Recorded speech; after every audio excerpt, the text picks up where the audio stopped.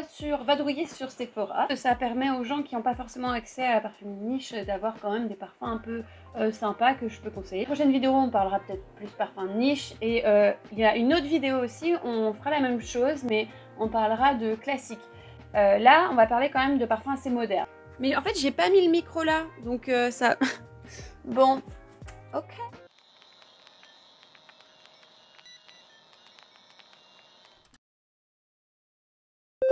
J'en ai un, j'en ai déjà parlé, que j'aime beaucoup et que c'est vrai, en fait, c'est une marque très populaire, donc Chanel, mais je trouve que celui-là, on l'oublie tout le temps. Alors déjà, il y a la gamme Allure, une vibe un peu années 90, hein. Quand tu sens le parfum, ça sent un peu sweet, c'est assez chargé, c'est très complexe. En fait, tu sens pas vraiment un ingrédient qui sort le plus que l'autre. Parce que c'était fait comme ça avant, surtout dans les années 90 et aussi avant, les parfums c'était vraiment beaucoup d'ingrédients et moins du coup de je veux faire ressortir un ingrédient en particulier. C'est des choses qu'on fait plus maintenant. Le Allure classique que j'adore, mais j'avais envie de parler de Allure sensuelle qui je trouve est encore plus négligé et pourtant c'est une beauté. Alors ça c'est un parfum que j'ai dans ma collection depuis longtemps. Il y a un problème de prix là. 50 ml, 140 €, 100 ml, 144. Bon. Bah prenez 100 ml. Hein. Et les parfums Allure, c'est les seuls parfums que chez Chanel, ils ont appelé ça des parfums facettes. Parce qu'en fait, avec le temps, il y a certaines facettes qui ressortent. Donc tu as la facette fraîche, fleurie, fruitée. En fait, moi, je trouve que par rapport au Allure classique, il est beaucoup plus épicé. Là, tu vas sentir vraiment le poivre rose qui va sortir. Et d'ailleurs, je trouve que le poivre rose donne vraiment un côté très solaire au parfum. Il y a ça et il y a aussi beaucoup de patchouli. Donc, c'est très intense. Ça peut donner peut-être un côté un peu très épais au parfum. Et franchement, tu peux le sentir à 100 mètres. Moi, j'ai une copine, c'était sa parfum signature. Et puis, pour le coup, ça a des petites notes de pêche. Donc, c'est vraiment différent, en fait, des parfums que tu peux sentir chez Chanel en général. Ça donne un petit côté un peu plus fun, un peu plus soirée. Donc il y en a un que j'ai conseillé sur ma chaîne anglaise si vous suivez. Là j'ai fait une petite revue de Narciso Rodriguez. Narciso Rodriguez en général, je trouve que c'est vraiment une marque qui est sous-cotée. Vous avez vraiment des perles, moi mon préféré c'est le poudré. Mais aujourd'hui j'avais envie de parler du Forer de Pure Musk. Alors celui-là il est juste incroyable, en fait c'est du musc blanc. Alors c'est pas le musc naturel, c'est-à-dire le musc naturel c'est ça sent le... Comment on dit j'allais dire le faisan. Bambi, enfin voilà quoi. Oh, le musc blanc, c'est quelque chose qui va sentir le coton. Il va avoir une texture un peu comme du velours. C'est un peu nuageuse. T'as l'impression de flotter quand tu mets du musc blanc. Et quand tu le mets dans un parfum, ça donne un côté aérien, mais ça donne aussi un côté très poudré. Moi j'adore les signatures poudrées parce que c'est vrai que si vous aimez les parfums à sillage, une signature poudrée tout de suite, ça sent vraiment quand tu bouges. Et ça participe au fait que le parfum aussi tienne plus longtemps. Donc j'aime beaucoup les signatures musquées. Et là c'est vraiment du musc blanc pur, donc tout ce que je vous ai décrit, aérien, flottant, toutes ces choses-là. Presque comme tu sors de la douche et tu sens le propre, bah voilà, c'est ça cette signature. Et pourtant là c'est un musc qui est quand même assez épais, il est quand même assez intense, donc comme quoi on peut trouver des choses populaires bien faites et différentes quoi. Qu'est-ce que j'aime bien aussi? Il y a Bulgari, bah la marque en général, moi j'aime beaucoup Bulgari. Jasmin noir, il est incroyable, c'est vraiment sophistiqué, très élégant. Bon, pour les hommes, ok. Il y en a plein que j'aime bien en fait chez Bulgari. C'est vraiment... Alors, là, ils ont pas tout. Mais c'est vrai que moi, à l'époque, je portais beaucoup les Omnia, cette collection-là. Moi, j'avais le Omnia Indian Garnet. Oh là là, qu'est-ce qu'il était beau pour l'été. Il y a la collection au thé. Moi, mon préféré, c'est le thé blanc. Alors, c'est encore un parfum qui va être bien pour les personnes qui n'aiment pas vraiment se parfumer. Il est assez discret, en fait.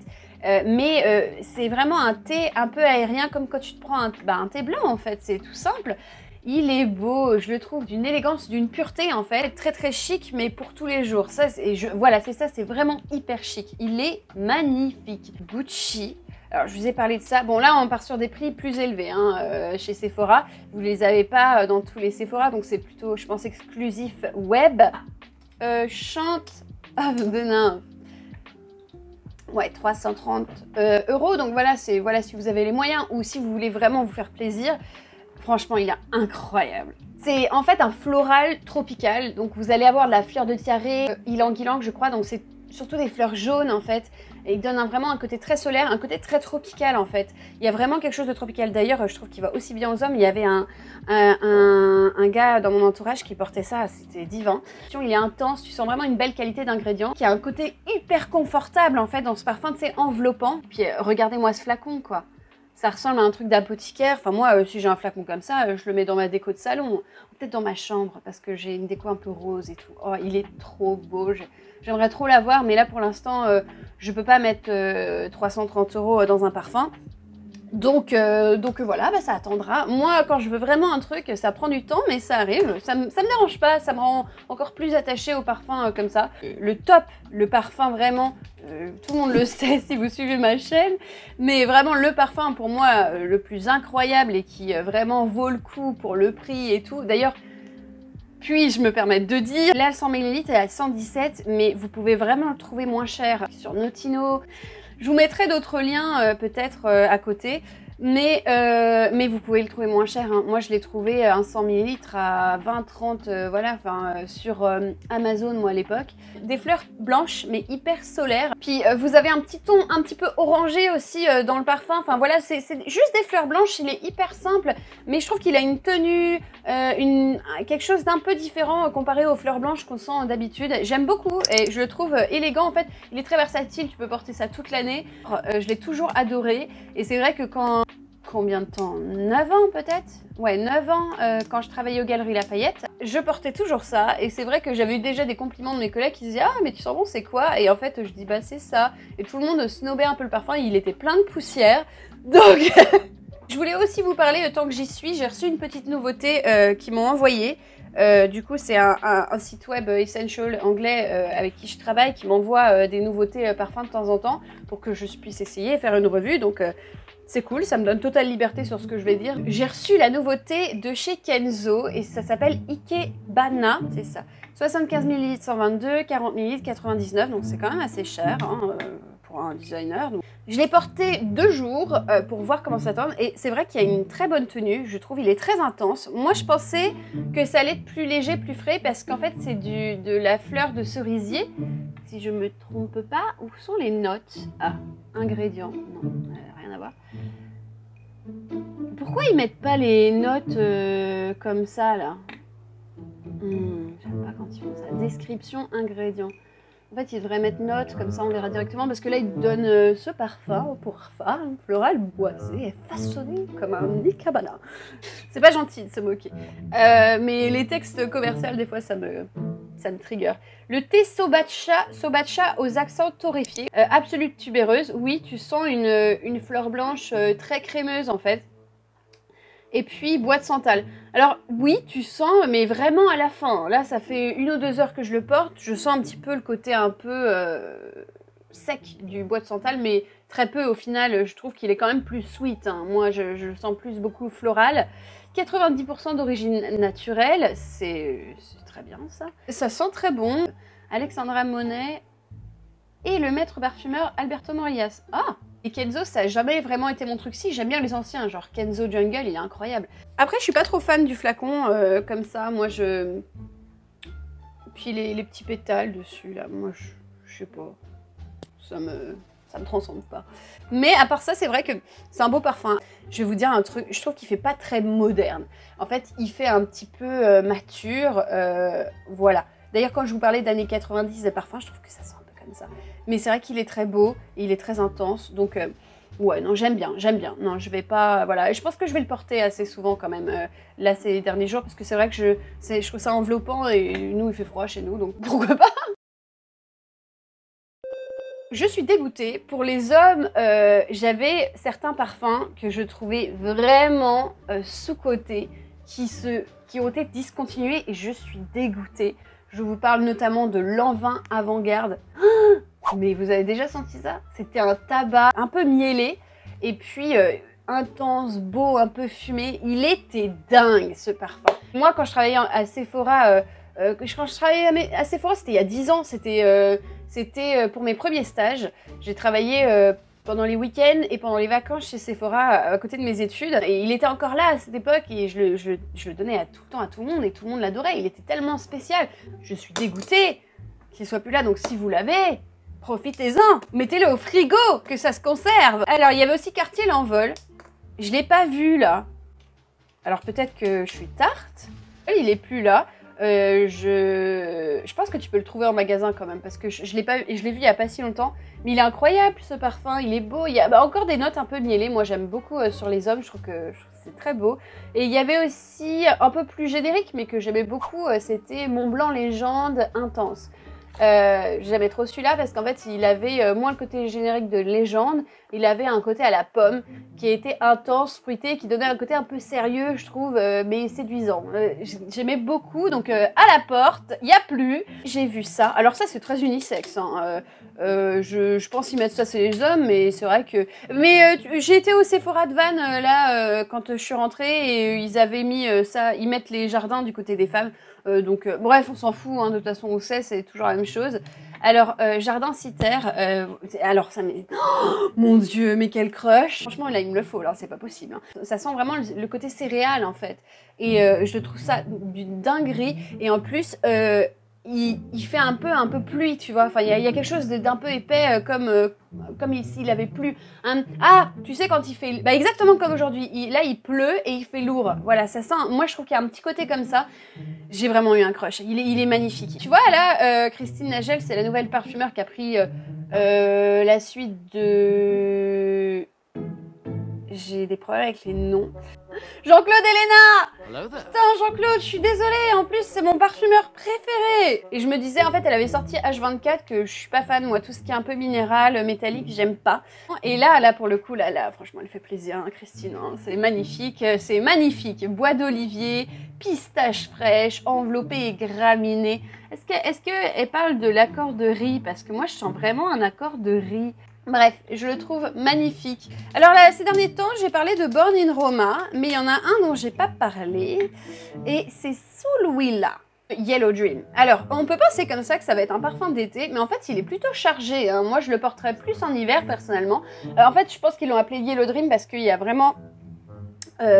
comment ça s'appelle? L'ananas qui est dedans, donc ça fait un peu fruit tropical, ananas, etc. Mais au final, c'est quand même assez chargé. Vous avez des notes de pain d'épices hein, quand même. Donc c'est... Voilà. Mais voilà, ça c'est bien, note olfactive. Mais pourquoi ils font pas ça? Voilà, essence de mandarine, accord de pain d'épices et absolu de vanille. Donc c'est quand même très chargé, c'est assez épicé, chaud, intense. Mais c'est vrai qu'avec la mandarine et puis moi je sens beaucoup personnellement, je pense qu'il y a dans le parfum parce que là ils ont pas tout mis. Hein, l'ananas, etc. Le côté un peu fruit tropical, très juicy, qu'on sent vraiment dedans. Chaud, mais aussi fruité. Il y a un contraste qui est très intéressant et je trouve ça très underrated. Oui. Yes.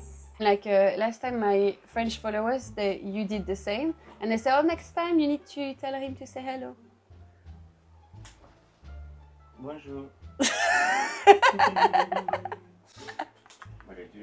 It's so hot. Did you hear that? What? It's boiling. Really? But you too. Me, I was boiling. I don't know why. No, me, that's because I was panicked because of the horror movie, I have to say. Ça, c'est celui qu'il avait dans son sac. French Flower de matière première. Il a eu un petit compliment dessus. Si vous voulez une belle tubéreuse, un peu fraîche et... je sais pas, je trouve qu'elle a un petit côté sucré, moi, je trouve, dedans. En bref, très naturel. Alors, là, il choisit le parfum. C'est compliqué. Qu'est-ce qu'il va nous choisir aujourd'hui? Okay, I dig this. Ah! Je peux? Can I? He's taking this to work. Neroli Voyage, Floris. Good luck for work. Tous ceux qui recherchent des choses un petit peu différentes, mais en parfumerie sélective, connaissent le Prada Amber. Voilà. Alors, c'est un ambré, mais qui fait pas trop chaud. Il a quand même quelque chose de très aérien. En fait, il a quelque chose d'assez clean, un peu savon, je trouve, un peu frais, mais il reste quand même chaud et épicé. Je pense que c'est les petites notes de bergamote, la verte qui ressortent vraiment. Ça permet de vraiment aller toute l'année, mais d'avoir quelque chose un peu plus sophistiqué. Voilà, ça c'est vraiment une perle, hein. 100 ml, 114, en plus c'est correct. Il y a celui-là. Alors celui-là, j'ai changé d'avis. Donc il est tout nouveau en plus. Jimmy Choo Ice. Donc ça c'est une petite nouveauté aussi. Alors c'est mon beau-père en Hongrie qui portait ça. mon beau-père qui vient de Puerto Rico et il aime bien les choses fraîches, hein, ça peut se comprendre, il fait très chaud. Donc il aime bien les choses très très fraîches. Et en fait au début, quand je l'ai senti la première fois, il m'a fait sentir, je me suis dit...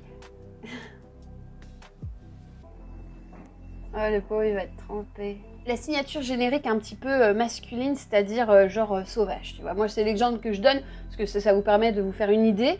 Mais c'est vrai que ça sent un petit peu ce côté un peu transpiration, masculin, mais dans le bon sens du terme quand je dis transpiration. Mais tu vois, c'est un petit peu les odeurs gel douche basiques voilà, qu'on va te mettre pour une odeur masculine. Et en fait, au début, je me disais, ouais, non, c'est un peu trop pour moi. Et d'ailleurs, mon copain Edwin, il aime pas du tout ce genre de parfum. Et là, pour le coup, il a adoré. Et c'est vrai que on l'a ressenti plusieurs fois. À chaque fois, il me dit, ah, celui-là, il est pas mal, on devrait le prendre et tout. Et c'est vrai que maintenant, j'ai un peu changé d'avis. Je crois que j'aime bien. Alors là, on va te dire mandarine, bergamote, vétiver, bois de cèdre et pomme, et musc et mousse. Alors, par expérience, moi, je trouve qu'il sent beaucoup plus le citron. Citronné très intense, citronné dedans. C'est vraiment flagrant, en fait. Et puis, c'est vrai qu'avec le temps, on a un côté... plus terreux, vétiver. C'est très facile à porter, ça se porte très facilement, voilà, c'est un peu générique, etc. Mais c'est vrai que ce citron est quand même très sympa. Ça fait un petit peu cocktail au citron, et c'est vrai que par rapport à ce que Jimmy Choo a sorti, je trouve qu'il est vraiment intéressant quand vraiment on veut se rafraîchir intensément. Alors je suis en train de changer d'avis dessus, et c'est vrai que je trouve que en fait, c'est pas mal du tout. Je vous parlais de l'envol de Cartier, mais Cartier fait vraiment des pépites sous-côté. Et il y en a un, voilà, bah voilà, déclaration de Cartier. En plus, sur le coup, tu peux le regarder comme ça, tu vas dire ouais, ça va être une eau fraîche et tout. Et en fait, c'est pas si frais que ça. Dans sa fraîcheur, il a un côté un peu sexy. C'est surtout aromatique en fait, frais aromatique que tu vas sentir. Mais je trouve qu'il a un côté intense à la fin et un peu sexy. Il a un petit côté mystérieux, je trouve. C'est classique, hein, ça fait un peu sérieux, ça se porte un peu tout terrain toute l'année. Mais c'est vrai que tu sens quand même beaucoup le bois de genévrier dedans, qui donne un petit côté vert, bois de cèdre, mousse de chêne. Et en fait, il est fait à la sauce classique, mais c'est vraiment un beau classique. Et là, pour le coup, en plus, tu peux t'acheter des gros flacons avec déclaration, je crois. Ouais, c'est ça, 150 ml. Et donc, c'est vraiment sympa au niveau du prix. Tu as une belle tenue, une belle fraîcheur, un petit côté intense et hyper masculin. C'est vrai que quand tu mets des bois de genévrier et tout, etc., je trouve que ça fait vraiment gentleman. J'espère que ça vous aura plu. N'hésitez pas à me dire un petit peu des pépites au niveau designer que vous avez trouvé en vous baladant chez Sephora. Moi qui était mon activité préférée quand j'avais rien à faire chez Sephora. Bon, c'est rare que tu aies rien à faire chez Sephora quand même. Moi, j'avais toujours des trucs à faire. C'est vrai que quand même, c'est pas un métier facile, hein. Moi, je vous le dis, respectez vos vendeuses, etc. Parce que il faut être au taquet un peu partout. Faut tout connaître, le soin, le parfum, le maquillage. Et bon, il y en a bien sûr, tu as des choses à redire, mais il y a quand même beaucoup de vendeuses qui sont ultra formées parce qu'il y a tellement de choses à voir. Donc soyez gentils. Je vous dis ça parce que je sais que c'est pas facile et c'est vrai que on attend beaucoup de services très vite, très rapides, etc. Et parfois on se rend pas compte que les Sephora, ils sont blindés, ils ont beaucoup de choses à faire. Et quand je vous dis que c'était rare que tu t'ennuies hein, chez Sephora, t'as entre les livraisons, les réassorts, enfin bref, tout le bordel que tu peux avoir derrière un magasin, Sephora, c'est hardcore. Hein. Moi, j'ai travaillé chez Marionneau, chez Douglas, en stage et tout. C'était pas la même vibe, hein. C'est beaucoup plus... Sephora, c'est... N'hésitez pas à me laisser un petit commentaire sur vos petites pépites. On en fait profiter tout le monde, voilà. Allez, je vous souhaite une bonne journée, à bientôt.